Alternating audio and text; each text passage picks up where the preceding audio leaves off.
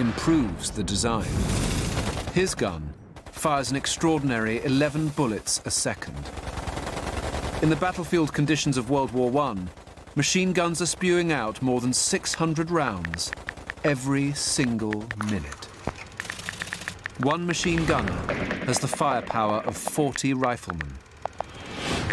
At the Battle of the Somme, just 10 British machine guns were fired for 12 hours, sending out 1 million rounds. Between 1914 and 18, 1.1 million are made in the factories of the great powers. By the start of 1915, Germany's arsenal of MG-08 machine guns numbers 10,000. At Neuve-Chapelle, the 90 infantrymen have just 2 machine guns against 9,000 British attackers. But it's enough.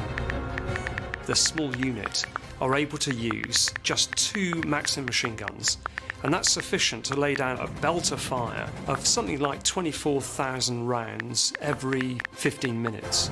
Crossing that open ground against that weight of fire means that the advantage is then conferred back on the defenders.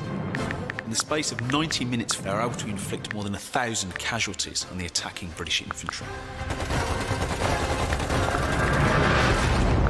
In the end, the only thing that stops the Jaegers is the resumption of the British artillery barrage.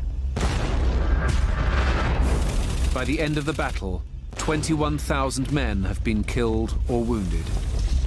And all that's happened is the German line has moved by about a mile. The pattern of the war on the Western Front is set. It's entrenched stalemate. A war of bloody attrition.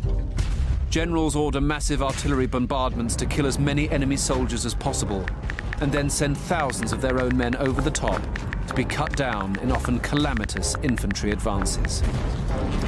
To fight such a war, British generals will demand an endless supply of men, bullets, and artillery shells.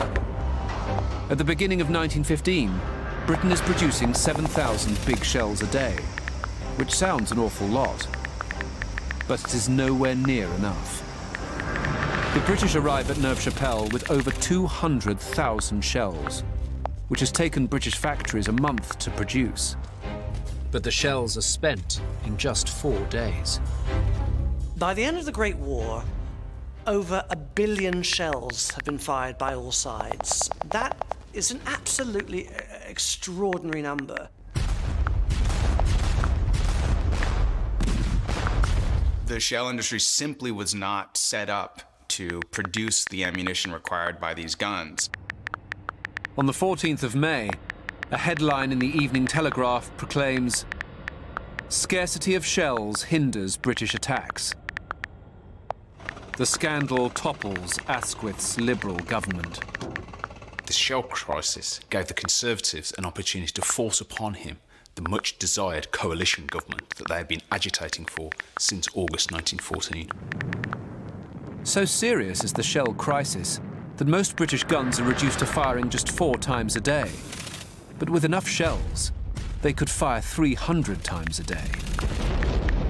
To deal with the crisis, the government does something previously unthinkable.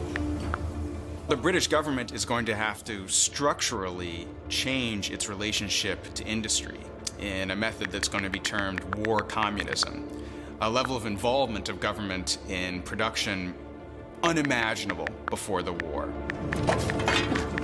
With large parts of industry now under state control, the government prioritizes the production of shells. It faces 2 challenges. First, a shortage of manpower, and second, a shortage of a volatile liquid called acetone. It solves the first by recruiting a new industrial army, around 1 million strong, consisting mostly of women.